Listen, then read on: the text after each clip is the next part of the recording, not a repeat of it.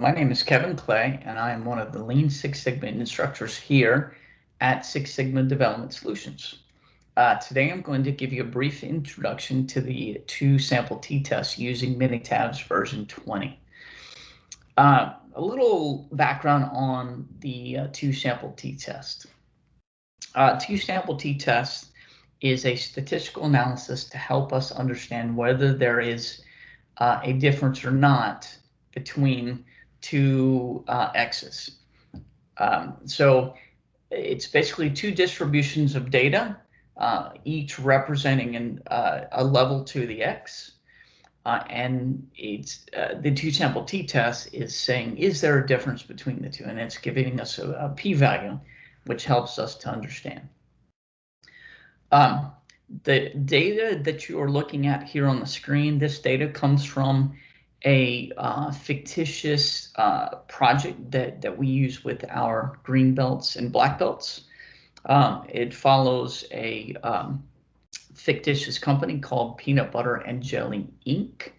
We're looking at here in this analysis, we're looking at whether there is a difference between build sites, DC build site and LA build site, in the amount of product that they put on their, the amount of jelly that they are applying to the bottom piece of bread. So just to give you a little background on the actual data that you're looking at. So let's go ahead and let's do the analysis. Now, we are going to use the assistant in Minitab's version 20. The assistant kind of makes it, a lot easier to do analysis, and it also makes the interpretation of the results a lot easier. So we are going to do a two sample t-test. All right, I already have this filled in. We are going to look at sample data, JY bottom. And the sample IDs over here are in PBJ build sites. All right, we are looking to see if the mean of DC is different than the mean of LA with the alpha level of 0.05. Okay, so that's going to tell us what our confidence level or interval is. And we are looking at a difference of 0.05. All right, that's the difference between the two means, the mean of DC and mean of LA, that has practical value to us. This is going to help us to understand if we've taken a large enough sample size. Okay, we'll hit OK. All right, this is going to give us a number of informative graphs. We'll go all the way to the bottom. And this report card really helps us to understand if we have a good data set. All right, so it gives us kind of a report card to basically tell us, is your data good or not? Or is it going to be significant enough, or is there going to be large enough sample size, normality, etc.? So it tells us that we have unusual data. Right, and we'll see that in the next graph. So it also tells us that we have a problem with normality. Now, it's just saying that because the sample size is less than 15, we might not really be able to determine if this is normal data or not, right?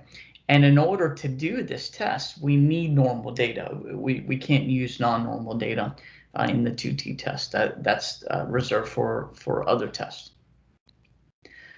We also have sample size. Now, a lot of people get confused and they say, well, we don't have enough sample size for normality, but it's saying that we have a good sample size. This is talking about the sample size to detect the difference between the means, DC and LA. All right, this is not talking about normality. Normality, we may not have a large enough sample size for that to be able to determine normality, but we do have enough enough sample size to sufficiently detect a difference. Okay. Although you're going to see something that may cause you to question that.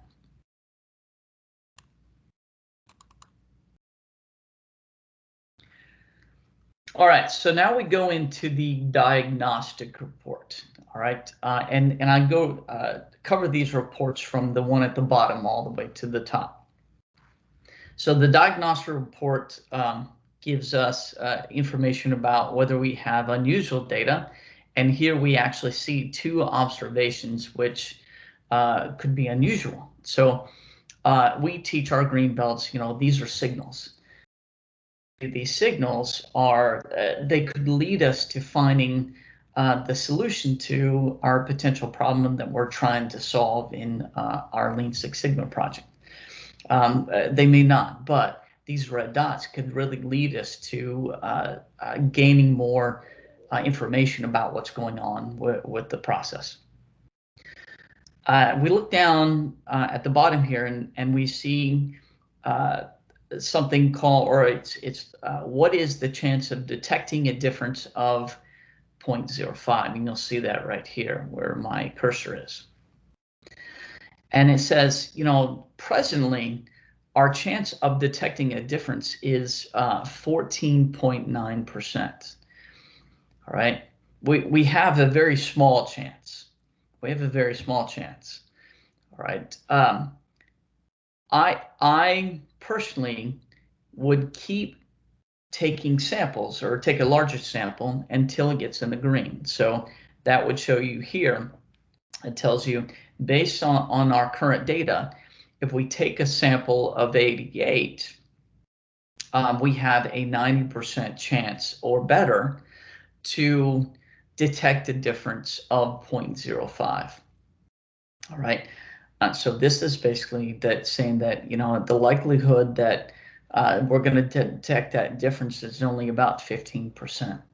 And I personally wouldn't accept that. I would take, 88 or more. Okay, so that can lead us to a decision, and the decision might be to stop there and go take more data. That will help us to better determine normality, and also whether there is a real statistically significant difference between DC and LA. Okay, so now we move into our summary report. Our summary report tells us up here on the upper left-hand corner, do the means differ? And it has a p-value of 0.041. All right, so this basically, with this p-value, the mean of DC is significantly, which statistically significant difference than the mean of LA. So again, let me restate that. The mean of DC is statistically significantly different from the mean of LA based on that p-value. All right. And that p-value is dependent on the confidence interval that in this case is 95. So that p-value could change based on what we set this confidence interval to. But in this case, we didn't set it to anything but 95%. Now, looking at this, I couldn't really trust this because earlier we determined that we don't really have a large enough sample size. Now, a lot of people ask me, well, what if I can't take a larger sample size? If you can't take a large enough sample size, then you have to let your stakeholders know that, we only have enough data, enough of a sample to detect a difference at this level. That way you keep them, they're not in the dark. They know that there could be some loss of confidence in this analysis. All right, so that ends our brief tutorial on the two sample t-tests. I hope you have gained a little bit of knowledge and about how to do this analysis using Minitab version 20 and the assistant. So I hope everyone has a great day. Again, my name is Kevin Clay, and I am one of the Lean Six Sigma instructors here at Six Sigma Development Solutions. If you have any questions, please don't hesitate to contact me at kclay@sixsigmadsi.com. I will put that information down in the description for the YouTube video. And again, have a wonderful day.